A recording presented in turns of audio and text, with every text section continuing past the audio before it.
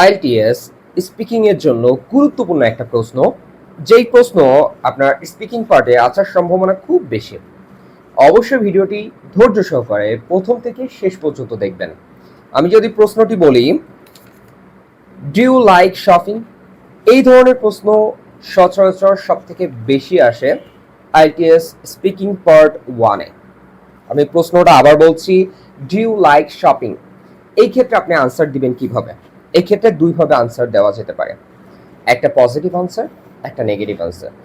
Positive আনসারের ক্ষেত্রে যদি বলা হয়, মোস্ট অফ দ্য টাইম মেয়েদের ক্ষেত্রে তারা হচ্ছে শপিং পছন্দ করে। এখন যদি ক্যান্ডিডেট মেয়ে হয় তাহলে সেই ক্ষেত্রে মোস্ট অফ দ্য টাইম তারা কি করবে? পজিটিভ আনসার দিবে। শুধু মেয়ে না, ছেলেরাও অনেকেই কি করে? শপিং পছন্দ করে। সেক্ষেত্রে আপনি পজিটিভ আনসার দিবেন। প্রথমে বলে নেবেন যে yes I like shopping, yes I like shopping. তার মানে হ্যাঁ, আমি কি করতে? শপিং করতে পছন্দ করি বা কেনাকাটা করতে পছন্দ করি। যেহেতু আপনি প্রথমেই পজিটিভ আনসার দিয়েছেন এবং বলেছেন ইয়েস আই লাইক শপিং, সেক্ষেত্রে আপনি কেন পছন্দ করেন এরকম কয়েকটা কারণ বলতে পারেন। অথবা আপনি যখন ফ্রি থাকেন সেই সময় শপিং করতে যান, এটাও বলতে পারেন। পরবর্তী লাইন কি হতে পারে? Normally or basically I go to market for, এখানে বলতে পারেন বাইং, পারচেজিং, যে I go to market for buying or for purchasing. যখন অল্প কমোডিটিস মানে ডেইলি কমোডিটিস কোনো কিছু হবে সেক্ষেত্রে পারচেজিং ব্যবহার করবেন, আর যখন একটু বড় মাপের কোনো কিছু হবে সেক্ষেত্রে বাইং ব্যবহার করবেন। আপনি বলতে পারেন I go to market for buying. এখানে বলতে পারেন যে গ্যাজেটস, যে আপনি কি ডিজিটাল যে ডিভাইসগুলো আছে বা নতুন নতুন যে গ্যাজেটগুলো আছে সেগুলো আপনি কিনতে যেতে পারেন। আপনি বলতে পারেন যে ক্লথস, আপনি কাপড় চোপড় কিনতে চান। অথবা আপনার যে অন্যান্য যে প্রোডাক্টগুলো আছে যেগুলো দরকার সচরাচর নর্মালি, সেইগুলো আপনি ব্যবহার করতে পারেন। Yes normally I go to market for buying or for purchasing gadgets, clothes and sometimes what I need, যে যা আমার প্রয়োজন হয়। Especially when I have free time, I try to go to market for shopping. প্রথমে আমি কি বলে দিলাম? When I get free time বা when I am free, যখন আমি ফ্রি থাকি অথবা আমি ফ্রি টাইম পাই সেই ক্ষেত্রে I try to go to market for shopping.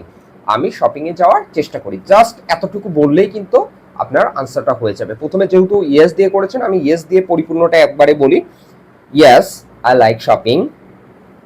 Usually, I go to shopping for purchasing my daily commodities, gadgets, এবং বলতে পারেন clothes or etc. আপনার যেটা দরকার সেগুলো ব্যবহার করুন।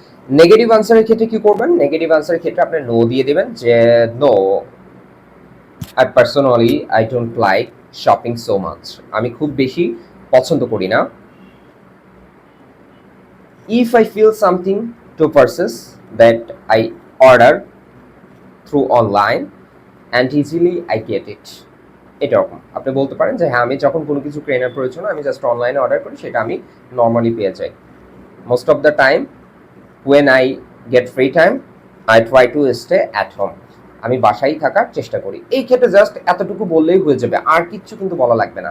নো দিয়ে যেহেতু বলছেন সেহেতু আপনি আসলে শপিং করতে যেতে পছন্দ করছেন না, আপনি বাসায় থাকতে পছন্দ করছেন, অথবা আপনি অনলাইনে অর্ডার করছেন, আপনি প্রোডাক্টটা কিনতে পাচ্ছেন। তাহলে খুব সহজেই কিন্তু এইভাবে আপনি এই ধরনের প্রশ্নে আনসার করতে পারবেন। তো আমার ব্যক্তিগত মতামত, আপনি এই ধরনের প্রশ্নের ক্ষেত্রে অবশ্যই পজিটিভ আনসার দিবেন, ইয়েস আই লাইক শপিং। এইভাবে যদি আনসার দেন তাহলে সেই ক্ষেত্রে এক্সামিনার খুশি হবে, আর এক্সামিনার যদি খুশি হয় আপনার ব্যান্ড স্কোর বাড়বে। আর যেহেতু এটা স্পিকিং পার্ট 1-এর জন্য, স্পিকিং পার্ট 1 যদি ভালো দিতে পারেন তাহলে কিউ কার্ড আপনি ভালো করবেন, আর কিউ কার্ড ভালো করলে আপনার ফলো আপ যেই প্রশ্নগুলো থাকবে সেইগুলোতে সঠিকভাবে আনসার করতে পারবেন, যেটা আপনার ওভারঅল ব্যান্ড স্কোরের জন্য খুবই দরকারি। তো আশা করি এইভাবে যদি আপনি প্রত্যেকটা প্রশ্নের আনসার দিতে পারেন, বিশেষ করে এই ধরনের প্রশ্নের আনসার, তাহলে আপনার ওভারঅল ব্যান্ড স্কোর বৃদ্ধি পাবে। এই ভিডিওতে আপনি যদি বিন্দু পরিমাণ উপকার পেয়ে থাকেন অবশ্যই লাইক, কমেন্ট, শেয়ার করবেন। আমাদের সঙ্গে সবসময় যুক্ত থাকবেন। ঘরে বসে নিজে নিজে আইএলটিএস এবং স্পোকেন ইংলিশ কিভাবে করবেন, আমি মোহাম্মদ আমিরুল ইসলাম, আমি নিজে নিজে যেভাবে করেছিলাম ঠিক সেভাবে আমি গাইডলাইন দেওয়ার চেষ্টা করব। সো আজকের মতো বিদায় নিচ্ছি। সবাই ভালো থাকবেন, সুস্থ থাকবেন। নেক্সট কোনো এপিসোডে আমাদের দেখা হবে। সেই পর্যন্ত সবার কাছ থেকে বিদায় নিচ্ছি। আল্লাহ হাফেজ। আসসালামু আলাইকুম।